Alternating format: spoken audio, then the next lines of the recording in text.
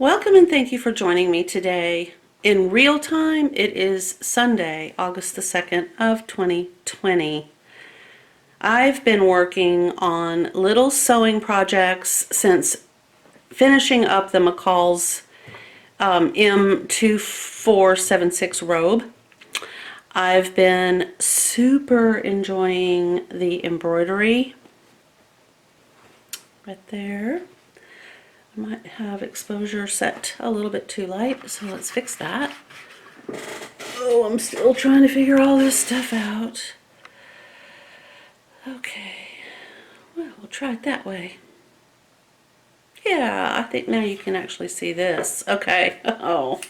So, when I was growing up, it was pretty rare for me to be without a sewing project or an embroidery / crochet project.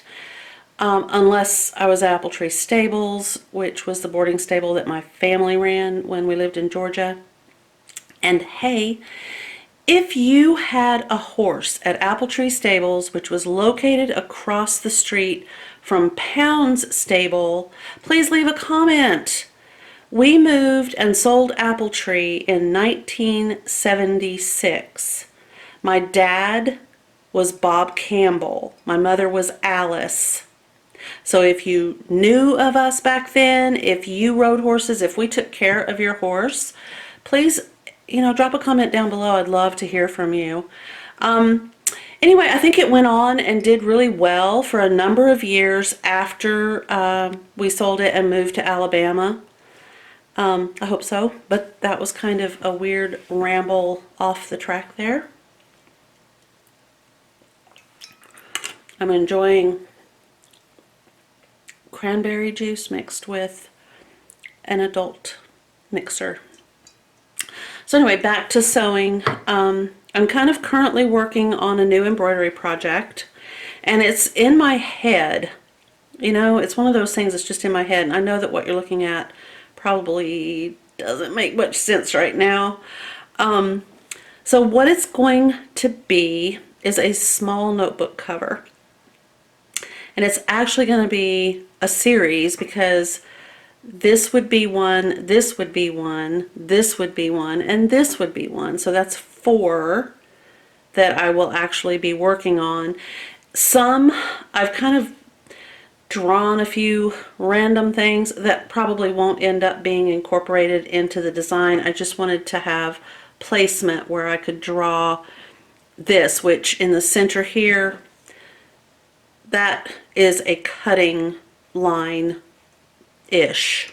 So I just wanted to see how that was going to all play out. So what I've drawn on here is probably not representative of what's actually going to end up being finally and at the very end incorporated. So anyway, they're going to be little notebooks, and these I think will work in a lot of different ways and in many different applications. And even kind of more so now that we're in this pandemic social distancing requirements phase of our lives. I am not personally into card games. There could be people out there right now who are playing bridge or any other card games that require some type of a tally. I know bridge does, but anyway. If you had like a little tiny notebook, even if you're just zooming your bridge game, I don't know if that's a thing, you could have the cutest little tally cover of all the people that you're playing bridge with. Or, if you're family, if you're at home with your family and you have sort of this ongoing chess game where the chessboard is just set up and every now and then you sit down and spend 15 minutes, chess in 10 minutes kind of thing, where you only play for 10 minutes, and at the end of 10 minutes, if nobody has made a move, you get up and go do something else. So it's like a 10-minute thing. Well, who remembers what, right? So you'd have a way to kind of track a really pretty little cover. You could just make notes. Quicks. I don't know if you've ever played Quicks, but oh my gosh, I loved that. I think it would be a great little tally notebook. I think it would also be great for other applications, like if you need to go shopping, or if you are trying to organize your office and you want, you know, like I always make a list. Where did I put my, I say I always do. Mentally, I want to always make a list of where did I put my paper clips, where did I put my E6000 glue, where did I put that roll of elastic, didn't I buy some straight pins? Well, I think this little teeny tiny notebook is going to fill that need perfectly. If you're not interested in a little teeny tiny notebook cover or a tally cover, you could also do a holiday themed little notebook that, if we are blessed with the opportunity to have holiday dinners, you could put this little tiny, and I'm talking, it's not going to be very big. It's going to be like maybe 3 or 4 inches. Not much bigger than this little needle case. All in all, it might be a little bit bigger than this, but not much. And this little needle case is 3.5 inches from here to here, and 3 inches from here to here. And that's literally the size I'm kind of thinking, is it's just going to be this small, easy to carry. It would literally fit in your pocket if you so needed it to fit in your pocket. But I think it would be so cute at a Christmas dinner, sitting on the plate with a embroidered Christmas theme, and then it's their, you know, table name marker. But then they open it up, and you, clever you, have printed out on a piece of paper, and you've put it in there, what the night's menu is. This fabric I bought at Joann Fabrics about 2 years ago. I have no idea if it is still available. It is pre-pin tucked. It has this inexpensive lace attached, but the fabric itself caught my eye. It's very soft. I'm just going to use what's available on this fabric, the pin tucks, the lace, whatever, to my advantage. I don't have to do any of that. And then on the back I have a piece of Stitch and Sparkle in Pearl.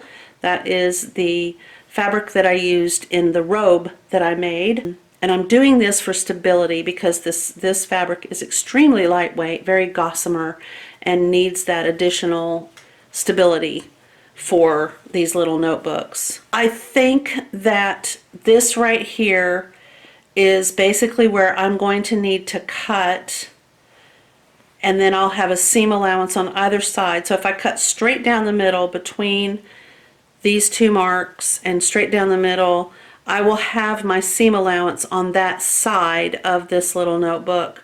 When I take this out of the frame to look at it and do some general assessment, I might want to do embroidery in areas that I can't reach until I take it out of the hoop. So that could be a challenge. Good morning. This is day 2 of the project that I started yesterday. So all this will be part of the same video. As you can see, I have done some of the embroidery. I have these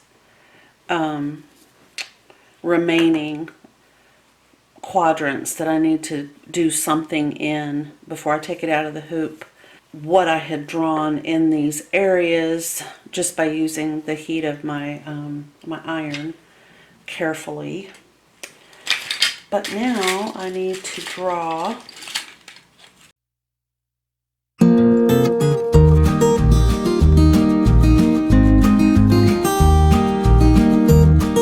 But yesterday I was given another project which I can actually start on today.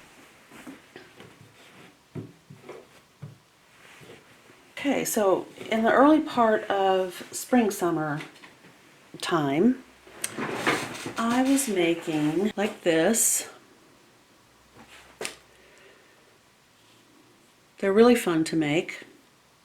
And evidently my daughter, who lives up here, just loves them. She's using these for organizing her schoolwork and asked me yesterday if I would use this fabric because it has sort of a late 60s, early 70s vibe that she's really enjoying right now.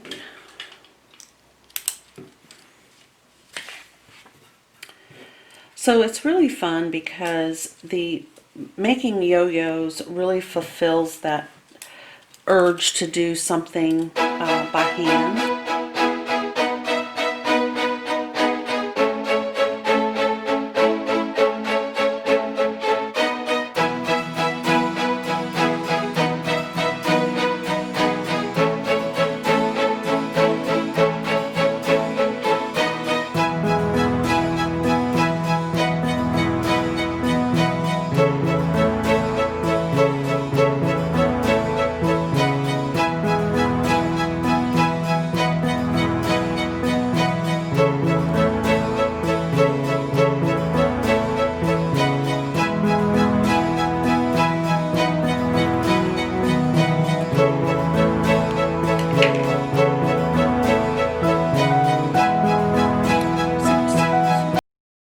They're so easy, they're so fun. My idea is to double the thread. You need that strength for when you pull the yo-yo up.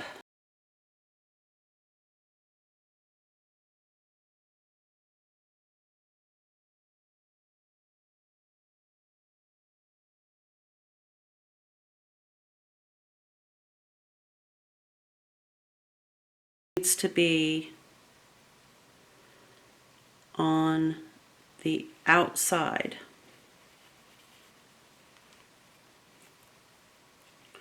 Okay, and I'm going to pull, just kind of let it encase my thumb like that, and then just spread it out kind of evenly. This is why you want this final thread on the outside. If it's on the inside, it's going to pull your the inner part to the outside. So you're going to end up with a, I don't even know how to describe that. It'll just bring this, it'll roll this part to the outside. And then just take your needle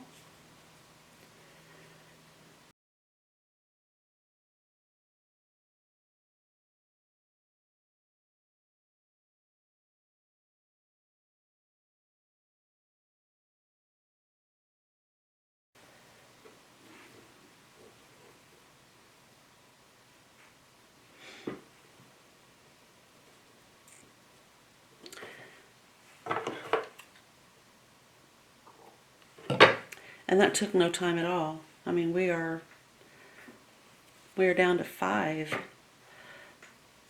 But I'm not going to drag you on that journey with me. I have a separate video to do today for 3 Acre Lake, and I wanted to get my video about this little project up and running. So let me grab a button. I'll be right back. Alright, so I have gathered up the rest of the supplies to finish up our first little paperclip project. This one is one that I keep in my sewing room here. Okay, so, and then I grabbed up these buttons that I happen to have, but her nickname is Bees. So I found these while I was looking, and of course I'm going to put a bee button on here. Seriously, how could I not? So these are the Dress It Up Be Happy buttons by the Jesse James Company, and I bought these actually online. Normally I purchase these at Joann, but these were on Amazon, and I was going to use them on a bee bag that I made for her. I'll try to post a picture of the bag that I made. It was from a McCall's pattern, and I used all bee fabric and honeycomb fabric, bee related, beehive, bee, everything bee. But then I saw, and of course I saw these buttons and I thought, oh my gosh, I have to decorate the bag with these buttons. But then I was afraid after I bought them that they would snag onto things if she actually used the bag. And I didn't want that to be an awful issue because they are quite thick, and if I had attached them to the bag, they might snag, you know, onto things and just become kind of aggravating. But this is an absolutely adorable application, I think. So at least one is going to get a bee button. And I don't think I even have to cut the toggle on the back off, the shank, because it will just fit like that. Now the thing about this, it probably seems very obvious to you, but you don't want to put the paperclip onto the yo-yo this way. It needs to be this way so that the paperclip part is usable. So this way, not this way. So that's the way we're going to do it.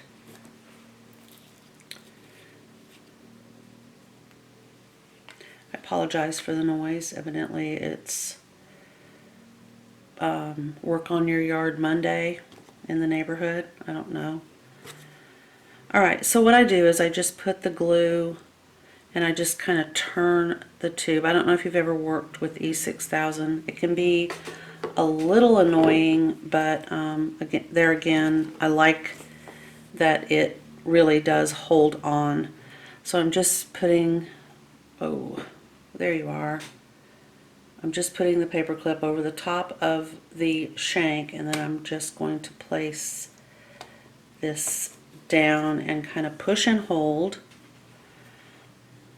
And it does dry fairly fast, especially if it's in a warm location. The first time I made these, I did it outside on my deck, and the warmth of the sun just, it was great. I have a little bit of glue. I think it will be really cute. I think she'll like it.